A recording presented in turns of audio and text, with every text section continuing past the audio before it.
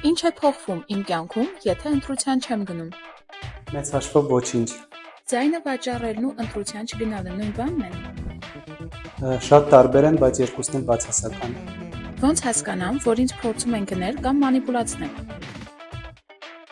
Հետաքրքիր հարց է։ Պետք է հավատաք ձեր զգայարաններին, քննադատական մտածողություն ունենաք եւ կարծում եմ բոլորս էլ գիտենք, երբ որ մեզ խաբում են, դա հույզերի մակարդակում հասկանում ենք։ Ում լսել սոցցանցերում, երբ բոլորը փորձագետ են։ Շատ կարևոր է քննադատական մտածողությունը, երիտասարդները պետք է լսեն հնարավորինս բոլորին, բայց անեն իրենց եզրակացությունները։ Բացի ընտրությունից ու կուսակցությունից, ուրիշ ինչ տարբերակ կա ազդեցություն ունենալու։